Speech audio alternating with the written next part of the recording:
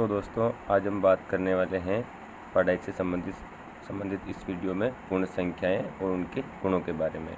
तो आप अगर पढ़ाई में इंटरेस्टेड हैं, मैथ्स में इंटरेस्टेड हैं, तो आप हमारी वीडियो को पूरे देखते रहिए।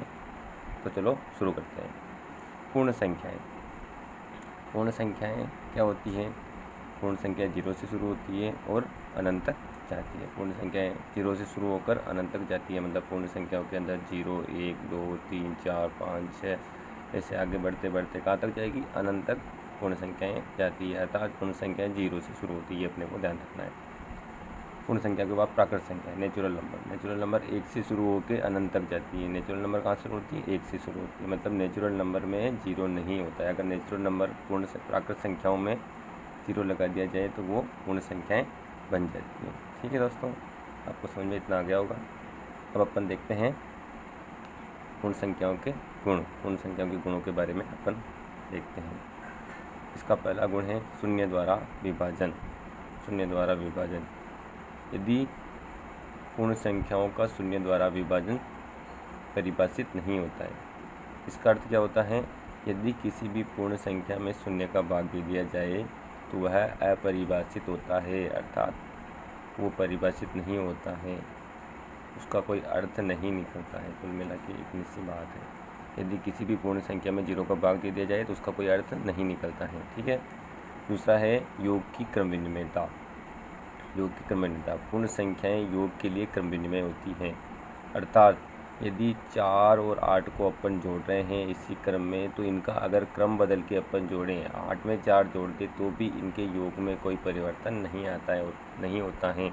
ये होती है क्रम विनिमयता। क्रम विनिमयता का अर्थ होता है, नीचे लिख रहा है, क्रम विनिमयता का अर्थ होता है क्रम में परिवर्तन। जैसे यहाँ पे पहले 4 और बाद में 8 था तो इनका योग 12 आ रहा था, तो यहाँ पे 8 + 4 किया तो भी इनका योग 12 होगा, अर्थात योग की क्रम विनिमयता होगी। पूर्ण संख्याएं योग के लिए क्रम विनिमय होती है। इसी प्रकार अपन ने 3 संख्याओं को एक क्रम में जोड़ा, फिर इनका क्रम चेंज करके फिर इनको ऐड किया तो भी इनके योग में कोई परिवर्तन नहीं आ रहा है, अर्थात पूर्ण संख्याएं योग के लिए क्रम विनिमय होती हैं। गुणन के लिए क्रम विनिमयता तीसरा रूल है अपना। तो पूर्ण संख्याएं गुणन के लिए क्रम विनिमय होती है। ठीक है। देखिए, अपने 2 में 4 को इंटू किया तो अपने पास 8 आया, फिर इनका अपन ने क्रम चेंज कर दिया, 4 में 2 को इंटू किया तो अपना आंसर 8 आया, अर्थात क्रम चेंज करने पर, 2 संख्याओं का क्रम चेंज करके उनको गुणा करने पर उनके आंसर में कोई परिवर्तन नहीं आ रहा है, तो गुणन की क्रम विनिमयता होती है। इसी प्रकार 3 संख्याओं को गुणा कर रहे हैं अपन एक क्रम में, पहले नंबर पर 6, दूसरे नंबर पर 5 और तीसरे नंबर पर 10 है। अब इनका क्रम चेंज कर लिया अपन ने, पहले नंबर पर 5 लिया, दूसरे नंबर पर 10 और तीसरे नंबर पर 6 लेके आ गए, तो भी इनके आंसर में कोई परिवर्तन नहीं आ रहा है, अर्थात पूर्ण संख्याएं गुणन के लिए क्रम विनिमय होती हैं। ये अपन ने लिख रखा है। क्रम विनिमयता का अर्थ क्या होता है? क्रम परिवर्तित करना।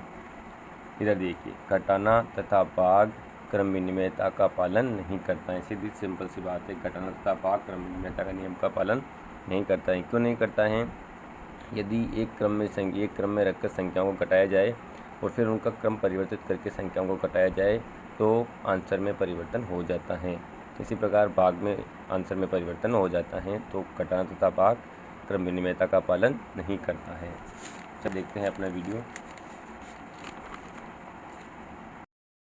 चौथा नंबर रूल है योग और गुणन की सहचारिता। सहचारिता क्या होती है? आप इस परिभाषा और एग्जाम्पल के माध्यम से बिल्कुल अच्छे से समझ जाएंगे।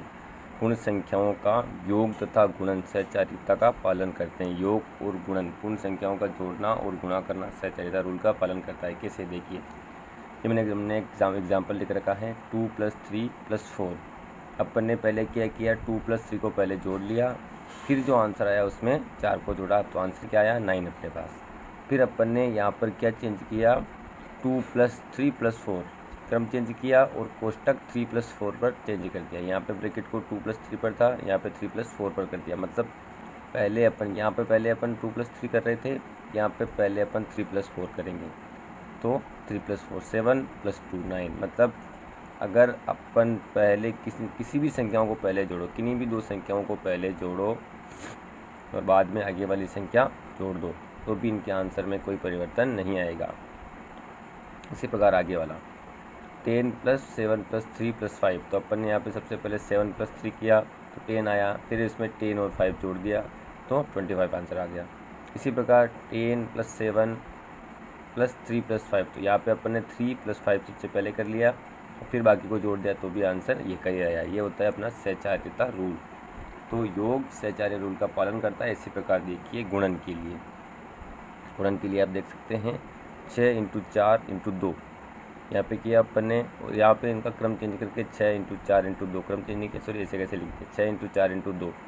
तो पहले अपन ने क्या किया, 6 × 4 किया, यहाँ पे किया 6 × 4 24 आया, फिर उसको 2 से इंटू कर लिया, आंसर आया 48।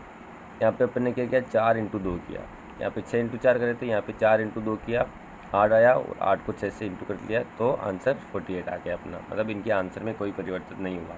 पहले किन्हीं भी दो संख्याओं को गुणा किया, फिर उसमें इसका गुणा कर दिया, तो इनके आंसर में कोई परिवर्तन नहीं आया। ये होता है अपने योग तथा गुणन की सहचार्यता।